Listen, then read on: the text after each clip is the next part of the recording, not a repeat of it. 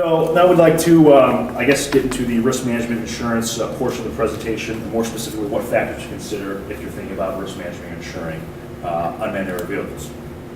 So what are some of our underwriting considerations?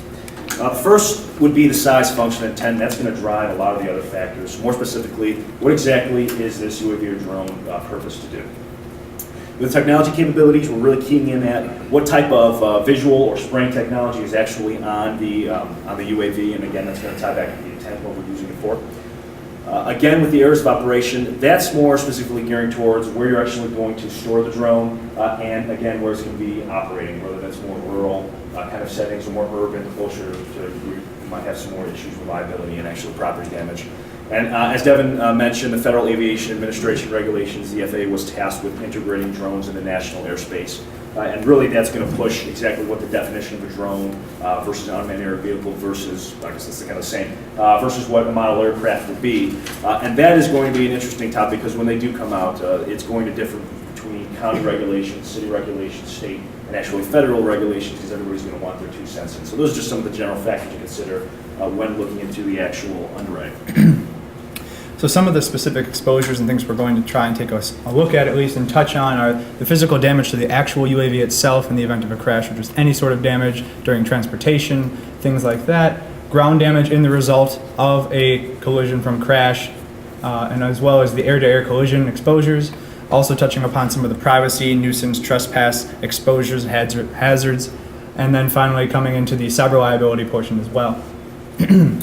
So for damage to UAV, we're really keying in on any possible damages that can occur to the drone while it's not in operation. So that's really while it's sitting, being stored, or while it's being moved from location to location without actually being operated. Again, that's pretty self-explanatory, but really we're looking at what kind of storage facility is being held at, what are some of the people, personnel that are actually have interaction with the actual UAV. With ground damage and falling objects, we're really keying on, so if the UAV is in operation, what's going to happen if it actually crashes into the ground and hurts something, or if something falls off the actual UAV. To provide an example regarding ground damage, the Air Force RQ-1 Predator, and that's the kind of Predator that you see like in movies and everything that the Air Force is using, it actually has a 32 times as many mishap rates per flight hour when compared to manned general aviation. So there's a concern that a lot of these are going to be falling out of the sky. However, it brings into two things. One, that with increasing technology, that rate is going to go down. And two, that's why it's so important to consider the size and location where the actual UAV is going to be operating. That's going to really determine what kind of damages we're actually considering. And to bounce off that point, considering the types of UAVs and drones that an agricultural farmer is going to be using, it's not going to be one of these massive predators equipped with munitions and all kinds of technological capabilities being flown from the U.S. somewhere in the Middle East or in other countries. More than likely they're going to be nearby or at least not that far away. So again, that 32 times more likely will obviously be a little bit reduced with the UAVs that the agricultural farmers will be using. Kind of one of the agricultural exposures to look at is the carrying contents, pollution, as our ag team did a wonderful job of talking about some of the advances and the uses for it. Crop spraying and carrying fertilizers, pesticides, and herbicides, that creates a significant exposure for pollution. If, let's say, a UAV was to go down and hit someone's house or hit someone or just crash into the ground, crash into a water supply, and the contents leak out, and now you have a pollution exposure. So with that, that's an exposure that we have to always consider. The overspraying, where if a UAV was to come down and spray the crops itself and then a wind gust carries it over into another field, some of the pesticides and fertilizers might not work well with the other person's crops and kill them, causing some liability as well. And then also the crashing exposure, pollution exposure in general. Regulation, when it comes to that, the one nice thing is currently right now with a tractor sprayer or a crop duster, you have to go and you have to take classes, you have to become certified, and you have some sort of reasonable training in crop dusting or crop spraying, and it's very likely that that will be carried over with UAVs having to have the certification and prove that you are in fact trained to do this. So that is one important thing to look at when it comes to possibly insuring or just investing in someone like that to make sure they're getting the proper certifications. And a little bit more on pollution. The one nice thing, though, there is exposures with using UAVs for crop spraying. Again, as was touched on, no human loss, no catastrophic loss in the event of a crash due to the size relation between a normal crop dusting plane versus a small UAV.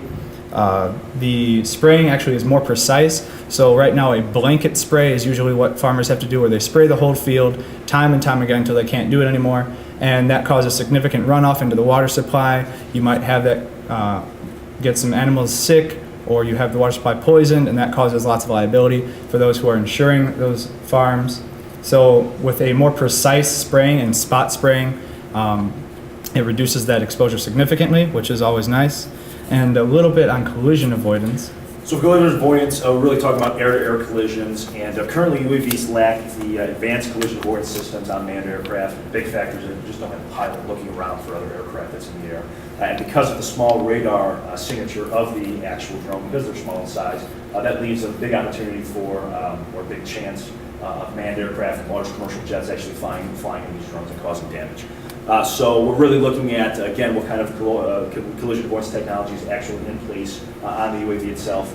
And again, size and location of where it's operating. Obviously, there's going to be very little chance of a small drone flying in a commercial aircraft if it's not operating within 100 miles of a major airport. A little bit more into the privacy and the nuisance trespass area. The one nice thing is when it comes to privacy, the ISO to CGL generally has exclusions for that. The bodily injury or property damage that could be caused by an unmanned aerial vehicle, aircraft is usually always excluded from that, as well as looking really into what the definition is on an insurer's point. If they have an exception in some cases, some companies do provide an exception where they'll say aircraft is not covered.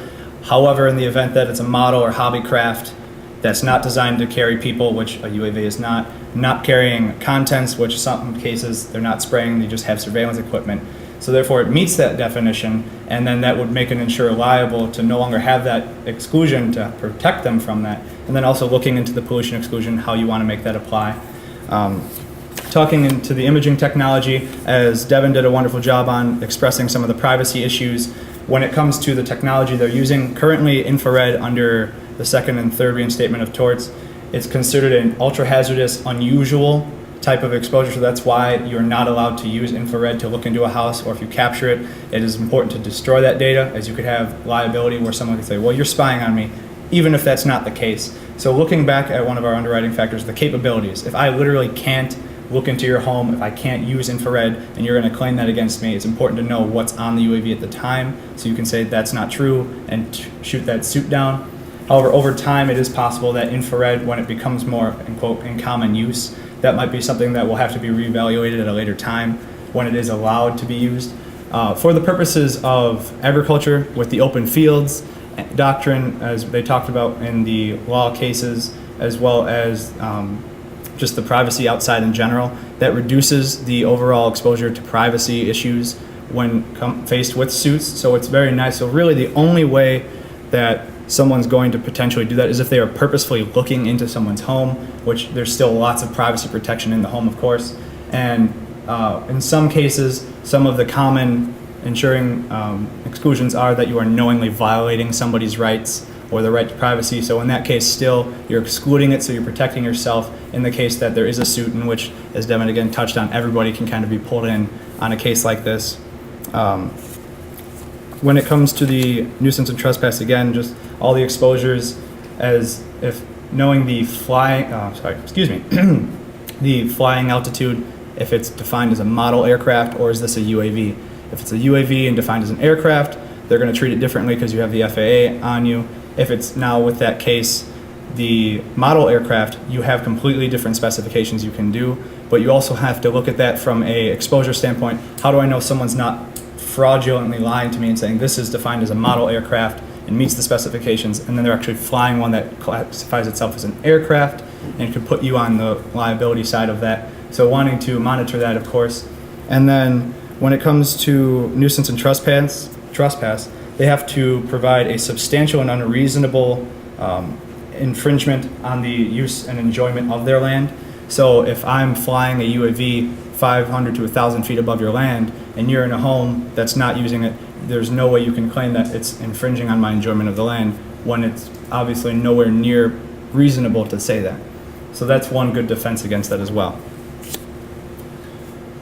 For cyber reliability, and our IT team did beautifully touching upon this. The main exposure we're looking at is the chance of hijacking, the chance of data loss with the transmission, and the chance of data hacking, storage, or disposal. So it's important to look at the technologies that's being used and the data that's actually being transmitted. If risk management techniques like using protocols like SALSA 20, MQTT, Golang, or having that Servant Cloud model, if that's in place, again, chances of having loss can be very reduced. And it's an additional consideration to look at what kind of action plan the insured would have in place in the event that they do have an indication that there is going to be a breach of information. So if we do have indications that the drone is trying to be hacked, what are we going to do about it to minimize the potential losses?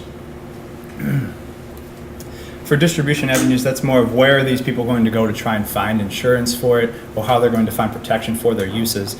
When it comes to the agricultural clients, we're looking more at the perspective of a farmer who's got his farm insurance, his crop insurance, federal crop. There's only 16 to 18 different companies allowed in the US to offer federal crop insurance. They're not allowed to change it in any way. So more than likely you're going to see farmers going to these primary insurers, and as a primary insurer you don't want to usually take on an exposure that has no previous data, that has so many different facets, there's not much known about it. So they actually might unwillingly be forced to have to do it because the federal crop market for agriculture is such a hypothetical pure competition where the slightest differentiation can pull away all the market share and all the premium. And in a time where it's beginning to become a harder market, investments are really low, that influx of premium is essential to keep operations going. So they might be forced to have to offer that, and then if one person does it, well, now I'm different than everyone else and we've all offered the same thing, I'm going to steal all the market share and have all the premium, so it will force their competitors to have to go in. But then they're going to have to look for reinsurance, they're going to have to look for backup. So those people are going to have to ask themselves, are we willing to insure insurers who are now moving into that market? So that's something to consider. Your non-agricultural clients or your other markets, that's looking at your excess and surplus markets who tend to have large capital to throw at an exposure that's not well known and kind of develop their own niche. That way they have a lockdown on that market area. You also might see some aviation insurers trying to come into play until some other big players might try and move in on that as well. When it comes now to our project, we have some tentative goals. As we said in the beginning, this is a very malleable project, very changeable. So right as it is right now, we're looking to do a full report publishing for various industries or just the insurance and risk management industry, kind of discussing some of the things we went over today in more detail, potentially also doing a series of articles on very specific defined areas, whether it's for ag, IT, insurance, etc.